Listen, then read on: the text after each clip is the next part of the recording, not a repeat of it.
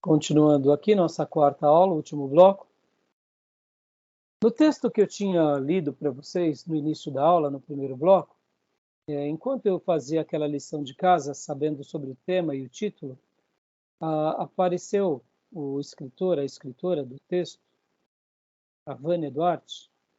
Ela faz uma citação de José Saramago, e eu queria até ler para vocês essa citação, de compartilhar aqui. Eu achei muito interessante. Olha só. Porque ali nós falamos sobre tema, título, e agora, olha só, leia para nós, pastor Johnny, essas duas frases. Achei bem interessante. Ó. Vamos lá. Porque, só um minutinho aqui. Pois não. Né? Ele veio falando sobre a importância. Aliás, nós tínhamos parado aqui, ó, tema e título. Isso, leia para mim aqui. Ó. Isso, aqui. Ó. Como podemos... Continua para a gente. Perfeito. Como podemos perceber, o tema é algo mais abrangente e consiste no assunto que deve ser explorado ao longo do texto. Já o título é algo mais sintético.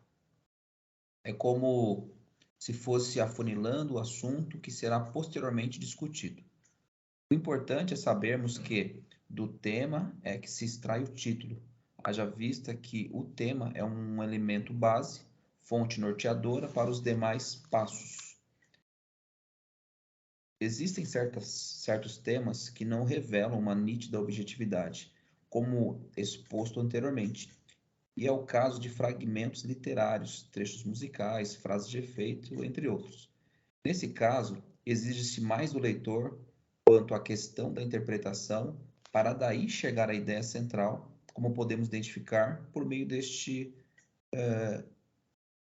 certo. Certo.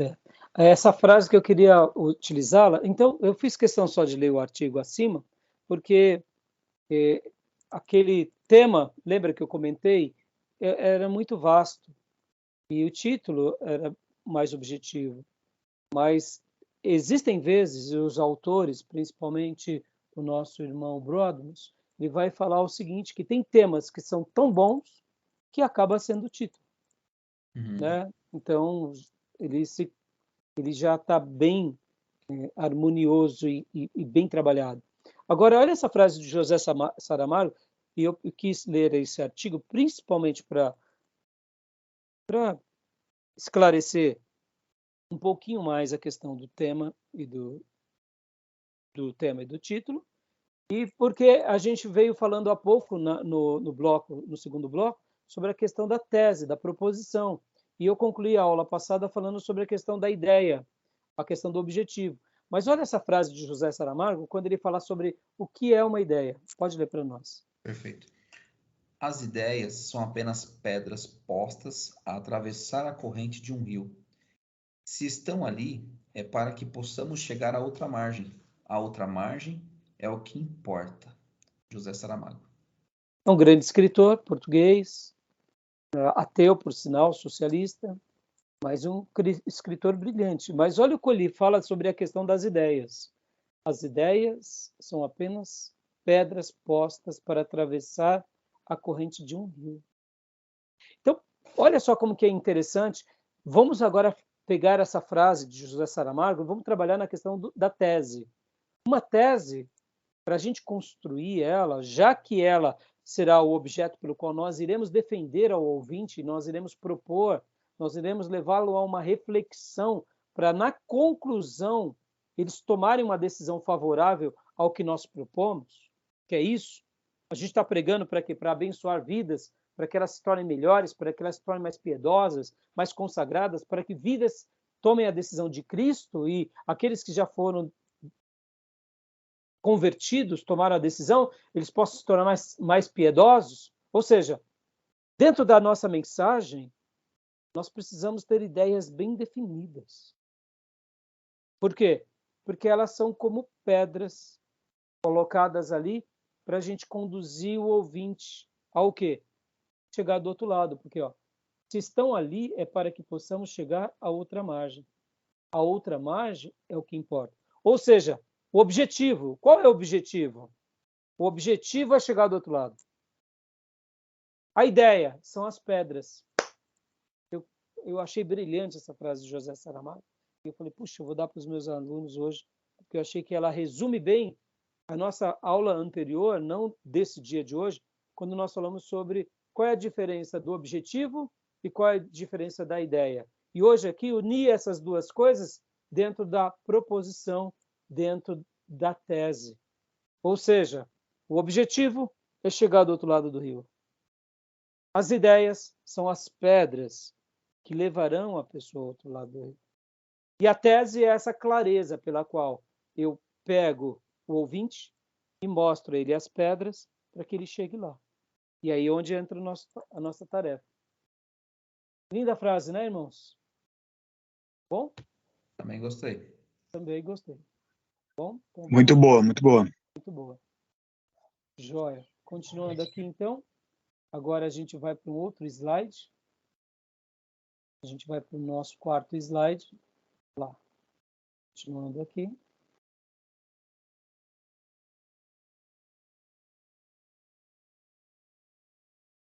Agora a gente vai falar sobre a introdução, ou chamado também de exórdio.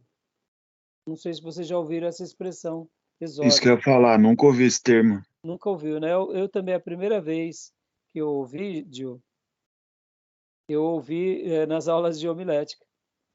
Eu nunca tinha ouvido essa expressão. Na realidade, vocês ouvirão e lerão em muitos livros, exórdio. Na realidade, é um termo usado especificamente para retórica, e ele é o início de um discurso, preâmbulo, prólogo, proêmio. Então, geralmente é numa retórica. Então, quando vocês ouvirem exórdio, é a introdução. O pastor Johnny, na aula anterior, falou uma frase que eu até aprendi com ele. Enquanto ele não consegue ali ter um começo feliz, ele perde o ouvinte. Então, ele usou o termo de eu preciso adoçar o ouvinte. Não ficou doce a minha introdução. Amei a sua frase.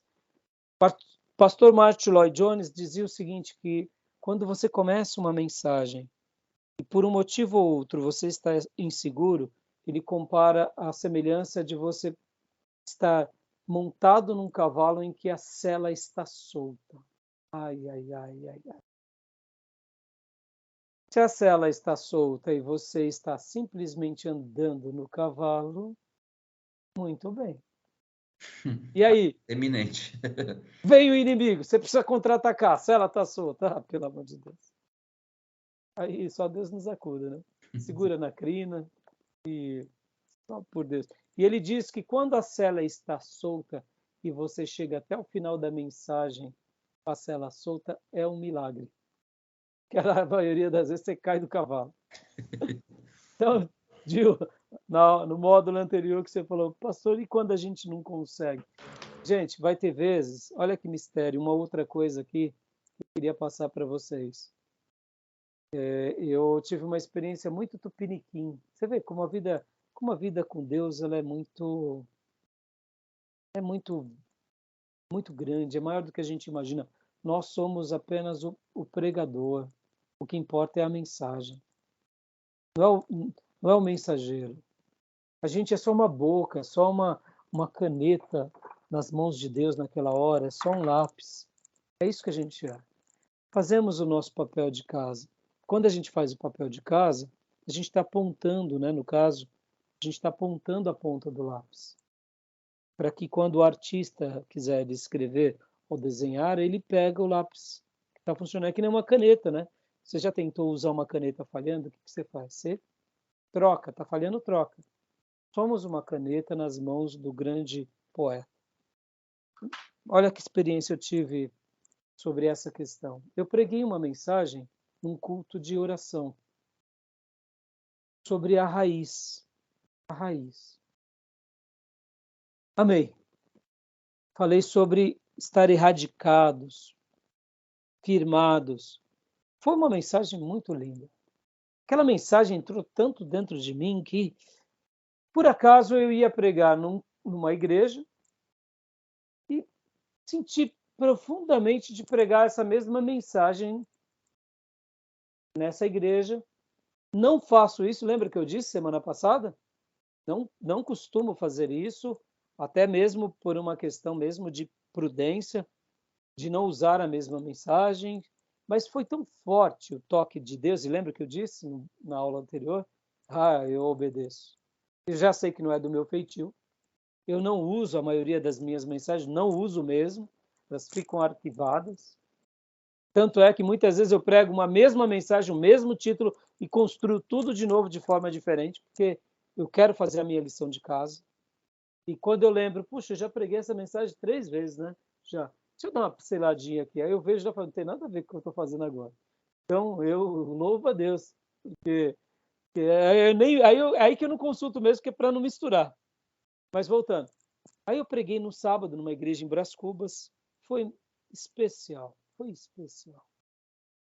Aquilo ainda estava tanto dentro de mim. Eu falei, não, Deus precisa... Tem alguma coisa a mais. Sinto que Deus está querendo alguma coisa a mais. E aí eu ia pregar na minha igreja domingo. Aí eu falei, puxa vida, eu nunca fiz isso na minha vida. Tanto é que foi a primeira vez e a última. Eu nunca mais repeti esse episódio. E aí pela terceira vez eu preguei ela de domingo. Eu tinha pregado na quarta, mas como um culto de quarta tem menos pessoas, eu preguei ela no domingo. Quando eu acabei de pregar ela no domingo, eu me senti tão derrotado. Lembra, Gil, que você falou há pouco? Pastor, e quando a gente... né? Eu senti que eu fui tão infeliz. Falei, pelo amor de Deus. Naqueles dias, irmãos, eu usava esse aparelhinho aqui para gravar as minhas mensagens. Tinha mesa de som, já tínhamos um computador na igreja, mas antigamente era muito difícil para a gente gravar, né? Lembra, tinha que ter um programa e tal, e tinha vezes que dava problema e tal. Então eu tenho aqui um aparelhinho que é um MD, um MD. E esse aparelhinho você conecta ele na mesa de som e capta, né? Tá pequenininha a tela, né?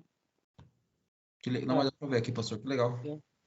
Era assim que eu gravei a grande maioria das minhas mensagens. Ele tem um disquinho, você bota aqui dentro, a pilha. Ele fica uma gravação muito boa. Bom, resumindo.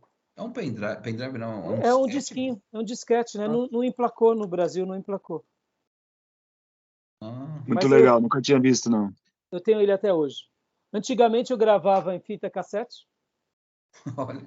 Aqueles gravadores de viva voz. Sim. Aí depois eu comprei um aparelho para colocar fita cassete e gravar na igreja. Por isso que o meu acervo de mensagens gravadas é um pouco grande. Mas eu fazia isso para eu poder depois me ouvir e melhorar. Lembra que eu disse que eu sou muito autêntico? Eu sou muito autêntico. Então, para eu mudar um pouco, demora. Eu não sou performático. Então, irmãos, eu preciso dessa experiência bem rústica mesmo e eu preciso me ouvir. Voltando. E é o que acontece, irmãos. Quando eu acabei de pregar, minha vontade era pegar o meu MD e aqui tem como eu apagar, né? E apagar tudo. Eu ia apagar. Porque, Gil, você não falou no módulo anterior, pastor, e quando a gente sente que não... Só que, misteriosamente, naquele domingo, o pastor José Ribeiro, que escreveu os livros de grego e hebraico, nosso mestre, naqueles dias ele estava na nossa igreja, eu estava pastoreando ele. Eu tive a honra de receber ele, de pastoreá-lo durante um bom período. O Zé Ribeiro, ele é muito racional. Então ele não fala quase, não chora quase nunca. Naquele dia ele saiu do banco. A maioria das vezes ele ia embora da igreja, nem se despedia de mim, eu ficava bravo com ele. Falava, oh, meu Deus do céu, não vai me dar um abraço. E ele é meio secão assim. Então ele não é muito afetivo, né? E aí ele saiu, veio até mim. Antes de eu descer do púlpito, eu ia pegar o meu MD e ia jogar fora a mensagem. Tanta decepção que eu fiquei. Me deu um abraço, mas me deu um abraço. Me deu um abraço. Falar assim, louvado seja Deus por essa mensagem. Oh, meus irmãos. Ah, meus irmãos. Eu comecei ali. Eu só não chorei copiosamente porque assim, eu não tive nem... Mas aquilo, eu falei, puxa, foi um consolo dos céus. Um consolo. Aí eu não joguei fora, né?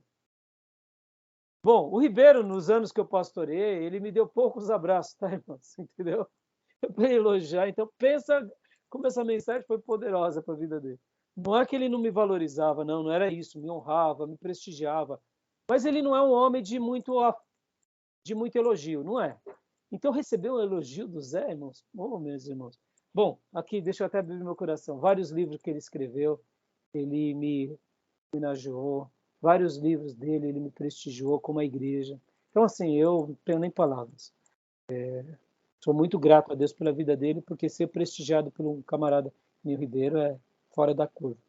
Ele é como eu já disse aqui, ele é um mestre, é meu professor. Entendeu, irmãos? Então, muitas vezes eu ia pregar e falava, Ribeiro, me ajuda. Bom, voltando. Aí, depois de o que eu fiz? Eu ouvi essas 3 mensagens, eu gravei e ouvi. Uma. Oi, irmãos, realmente as 3 foram extraordinárias. As 3. Cada uma com um viés diferente. A mesma mensagem. E eu ia jogar fora aquela. Olha só que coisa. Por que eu estou falando tudo isso, irmãos? Como vai chegar na vida das pessoas é um mistério. Como vai chegar é um mistério. Eu tinha uma ideia, tinha um objetivo, criei uma tese. Me deixei ser conduzido. Aquele toque foi de Deus mesmo. Era para eu pregar quarta-feira, era para eu pregar sábado e era para eu pregar domingo. E não era só para eu pregar domingo, mas era para eu ser consolado domingo. Porque eu estava me sentindo frustrado. Porque eu não sei.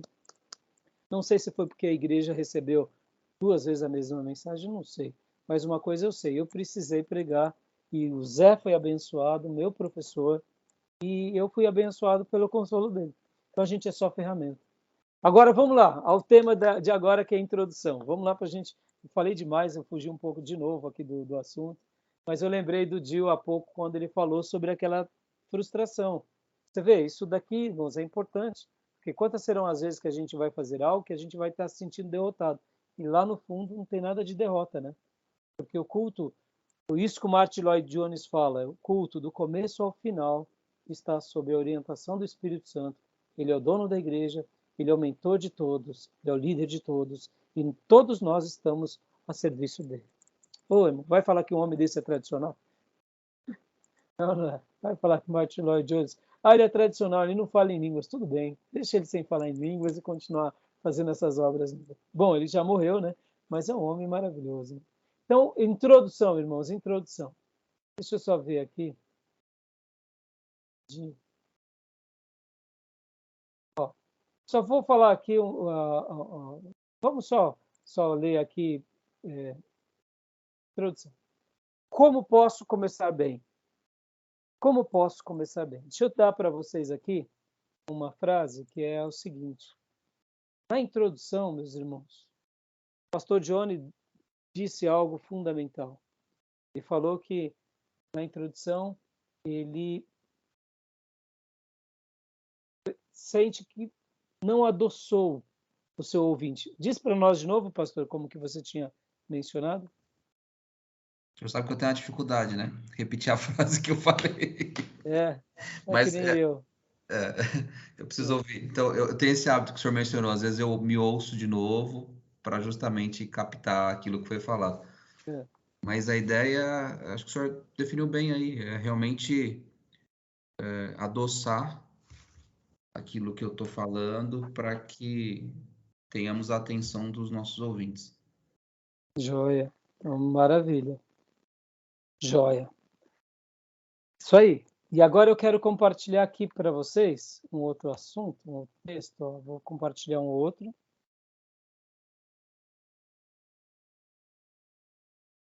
Aqui, ó. Eu aprendi, olha só, uma das palavras que mais marcaram o meu coração. Eu não lembro quem é o autor dessa frase. Então, eu não estou dando a honra pelo fato de não me recordar da onde eu ouvi ou eu li.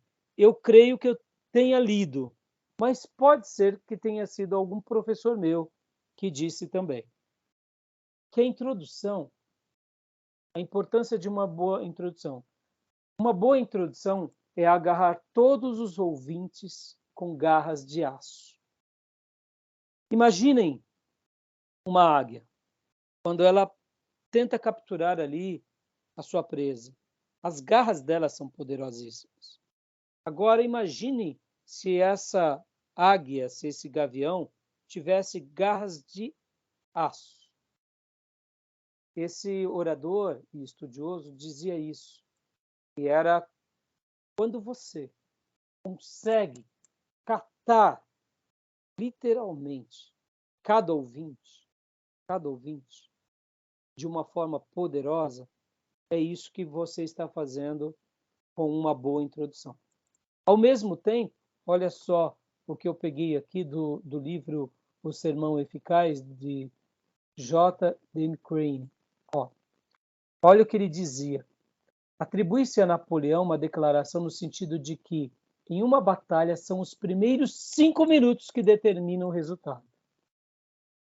A mesma ideia tem estreita relação com o sermão.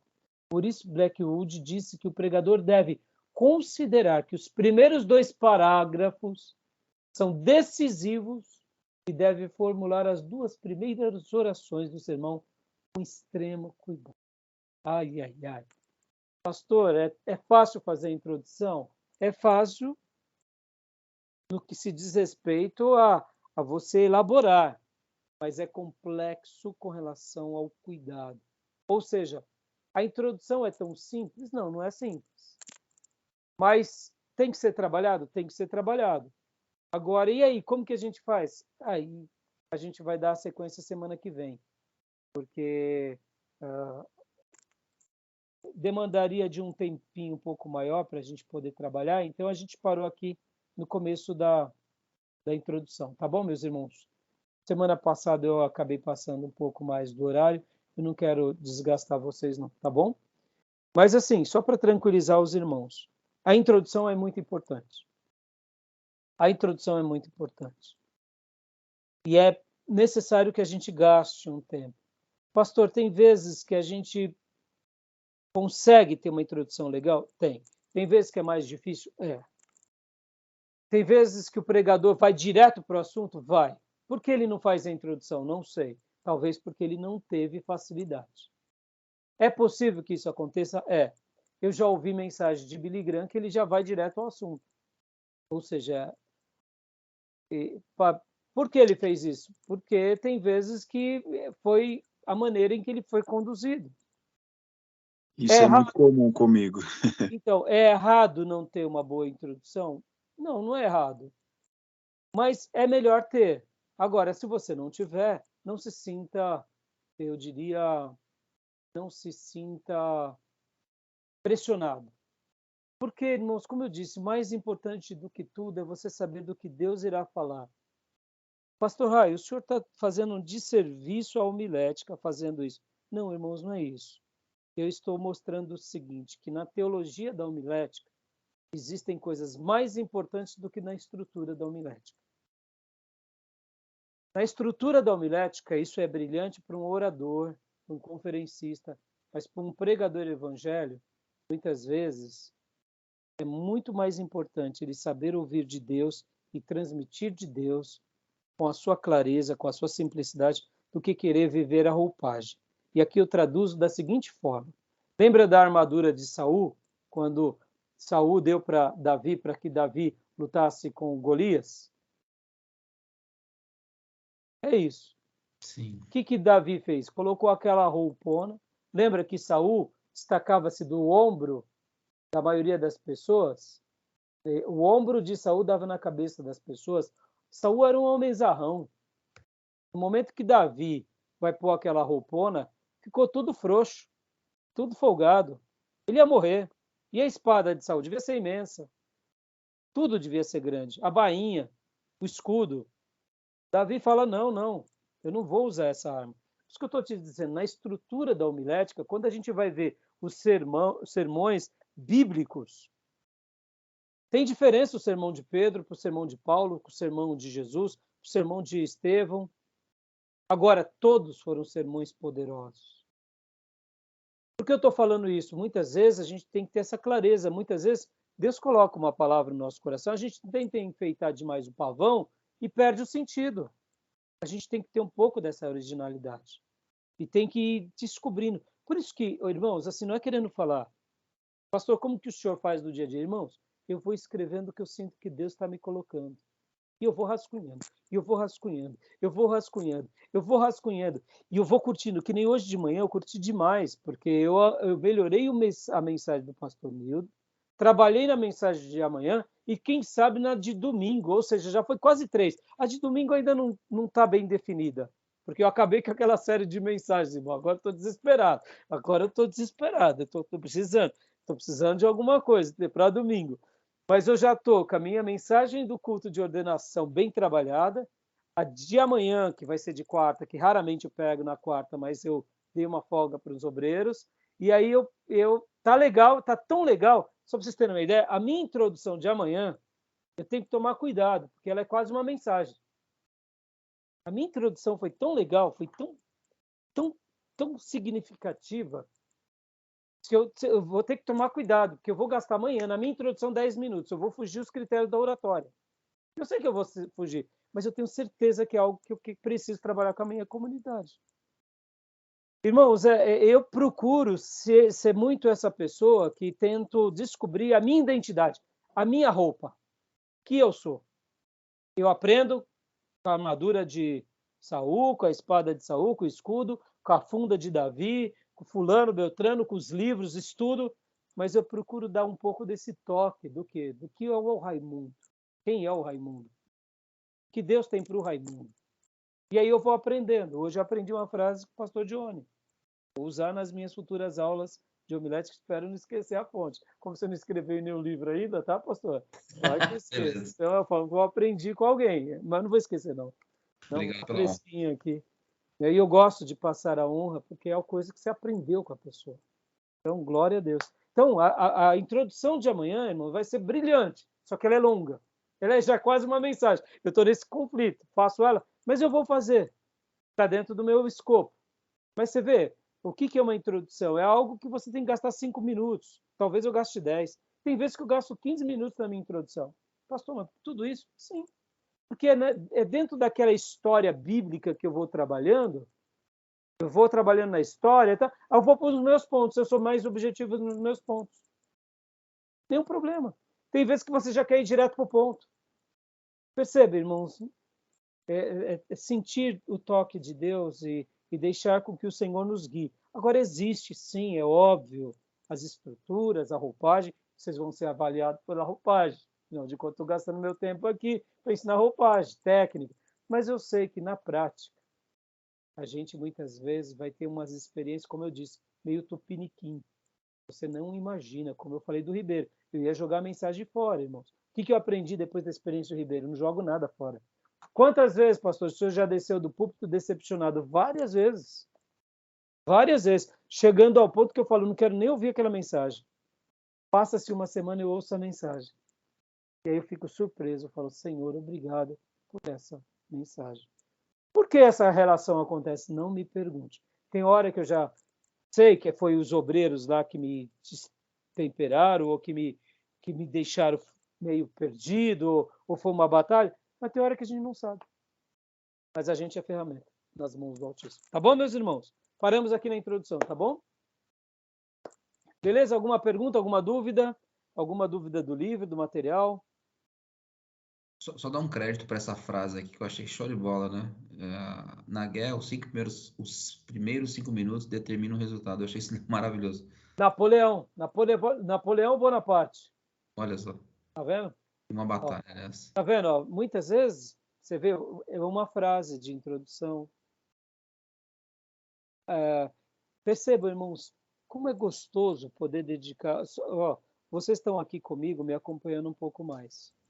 Mas, por exemplo, irmãos, a vida de um pastor que nem tem muitas ovelhas que não me entendem. Pastor, mas o senhor fica tanto tempo no seu escritório? Fico. Mas é a minha vida, porque o meu dom principal é o ensino, na igreja e vocês. Eu sou um pastor de tirador de carrapicho? Sou, mas não é o meu forte. Agora, e como que eu fazia na bolsa, irmãos? Era isso. Eu ficava, graças a Deus, todo o tempo extra eu ficava estudando lá no pregão, entendeu? Recebendo as mensagens, pregando o evangelho, aconselhando as vidas. Agora, eu só fazia isso? Claro que não, eu trabalhava pra caramba, ficava rouco. Mas assim, como os horários eram bons, o que eu fazia? O horário para entrar era bom, o pregão ali abre às 10 da manhã, então eu saía de casa às 9 horas, por exemplo, 8h30, horário bom. O pregão acabava às 5, então muitas vezes eu já vinha mais cedo. Eu dedicava o trem para mim, por exemplo, durante muitos anos eu ia trabalhar de carro. Aí eu parei, porque eu falei, poxa, eu não estou estudando. Aí eu voltei aí para economizar e eu estudava no trem. Então, quantas mensagens eu ouvi de outros pregadores indo, voltando, para cuidar da igreja, entendeu? Tive chance de ir para as mesas? Tive. Não insisti, confesso. Me arrependo um pouco, porque se eu fosse para a mesa, eu ia ter que sair muito cedo de casa, ia ter que ir de carro, ia ter que voltar muito tarde e não ia ter tempo de estudo. E eu dediquei o meu estudo para cuidar da igreja. Me arrependo um pouco porque não deixei de ter essa experiência maior, me tornar um diretor, quem sabe, e ganhar mais dinheiro. Hoje está fazendo falta. Mas eu sei que no reino os galadões estão lá. E eu não me arrependo, se você me perguntar de coração se eu se arrependo, não. Eu só acho que eu poderia, quem sabe, ter ajustado. Sabe aquele ajuste fino? Sei Eu bem. não tentei. Deveria ter tentado. Por exemplo, irmãos, assim que eu saí do seminário, comecei a cuidar da igreja, eu comecei a fazer engenharia. Mas a igreja não tinha pastor. Eu peguei igreja ali, quase que pouquinha gente, até hoje na igreja pequena. Mas eu não consegui fazer a faculdade de engenharia e cuidar da igreja. Mas se eu insistisse um pouquinho mais, eu conseguia. Me arrependo de ter parado? Não, não me arrependo, foi uma decisão consciente. Mas poderia ter insistido? Poderia. Por quê? Porque o tempo passou e eu poderia ter deixado de fazer 5 cultos por semana. Poderia ter feito 2. Pra você ter uma ideia, naqueles dias a igreja tinha 10 pessoas. Eu tinha um culto terça, um culto quinta, um culto sábado e um culto domingo. Na terça-feira vinha um grupinho, vinha 2 famílias. Na quinta-feira vinha 2 famílias. No sábado vinha 3 famílias. E no domingo vinha todas elas. Eu falava, gente, vamos se unir. Não, pastor, para mim não dá. Quando eu ia ver era porque ficava assistindo novela, por causa de falta de experiência pastoral. Era muito novo. Então eu parei, mas olha, podia ter feito só os cultos de domingo. Continuado fazendo a faculdade, deixado alguém ali, mas não. E o medo de pecar? Então, pelo medo de pecar, eu não me arrependo. Mas eu poderia, de repente, fazer o culto no dia da minha janela da faculdade. Falar, não, gente, a minha janela da faculdade é terça-feira, eu vou fazer o culto de terça. Quem é crente, me siga. Oh, meu Deus, por que eu não fiz isso? Eu faria uma faculdade, teria um outro diploma. Seria ótimo para o reino. Você vê, irmão, são experiências que a gente vai tendo com a maturidade, mas Deus me pôs numa igreja para eu aprender na raça. Deus não me deu um pastor para me conduzir. Pastor, por quê? Porque essa é a minha vida, história. Foram os meus aprendizados, então hoje eu tento passar tudo isso para vocês. Tá bom, meus irmãos? Obrigado, inclusive. Que é isso, irmão. Eu que agradeço de estar sendo ouvido por vocês. Tá bom, meus irmãos? Amém. Alguma dúvida, pergunta? Não? Não, da minha parte não, pastor. Gil? Não, tranquilo. Ô, pastor, Oi. eu tô procurando ler o livro no meu horário de almoço. Eu confesso que eu tô com dificuldade de fixação, mas tem algumas coisinhas, mas depois Tá bom, depois a outro, gente conversa, mas, Gil, se em outro esforce, momento eu pergunto. eu te passo assim, olha, você vê, ó, no seu horário de almoço. Você entendeu, Gil? Então, Deus está te contemplando, Deus vai te honrar. Muita coisa eu fiz no horário do meu almoço, fiz nos meus intervalos, nas conduções, Deus me honrou. Agora, eu te digo, Gil, é natural que a sua retenção não será tão grande. Natural. É o almoço. Você entendeu? Então, tenta não se cobrar além da medida. Mas uma coisa eu te digo, sem medo de errar. Continua se esforçando, porque Deus é contigo. E esse pouco para Deus vai ser muito, porque Amém. você está dedicando não o seu resto, mas o seu melhor, e Deus vê as nossas decisões, inclinações e atitudes. Você poderia estar fazendo jogo no almoço, você poderia estar gastando tempo com futilidade, com piada, com redes sociais. Não, você está gastando tempo com as coisas sagradas. E isso está sendo guardado diante do Pai. Recebe sem medo de errar. Eu sou alguém que, durante a minha vida, fiz muito dessa forma e hoje estou aqui dando aula para vocês por causa disso. Pode ver, tem coisas que eu tenho que repassar, porque eu não decorei, porque eu não tive aquele tempo. Por isso que hoje, quando eu me dedico muito ao estudo, eu me dedico mesmo, porque eu falo, não, hoje eu tenho tempo. Hoje eu tenho que fazer uma coisa legal. Hoje eu tenho, então eu tento fazer o meu melhor, tá bom? E vai chegar a hora que você vai poder dar cada dia melhor para Deus, tá bom, meu irmão? Amém, pastor. Amém. Obrigado. Então, boa noite, meus irmãos. Até terça que vem. E lembrando, última Até. coisa, rapidinho, irmãos. Lembrando, última coisa. Onde está? Rapidinho. Lembrando que nós teremos algumas aulas em dezembro, terça e quinta, hein? Eu tinha passado para vocês isso, ó. Eu tenho que passar para vocês no dia novembro, no dia 24 de novembro, é quinta-feira, e no dia 1º de dezembro. 24, tá? Dia 1º de dezembro. Perfeito. Ok. Isso. E olha, e dia 15 de novembro é feriado, né? Eu ia perguntar isso agora, pastor. Então, eu não tinha colocado, entendeu, irmãos? Então, vamos ter que mudar para outra data, tá? Vamos ter que mudar, senão a gente vai ficar muito apertado. Ou a gente deixa para o dia... deixa para dezembro, para o dia 6, ou a gente faz na quinta-feira, dia 17. Aí vocês pensem e me falem, tá bom? Ok. Tá bom? É semana que vem, né, pastor? O senhor está comentando? É, porque tá. eu não tinha calculado que era feriado. Agora, irmãos, de outra forma, assim, por ser feriado, eu costumo respeitar, porque muitas vezes tem aquela questão com a família, uma atividade, né? E aí a gente ter aula no final do dia, pode romper. A gente conversa no particular, fechou? Tá bom? Beleza. Ok. Boa semana, e aí me falem. Aí a gente se agenda, porque já vai ser semana que vem. Olha aí, meu Deus. Tá?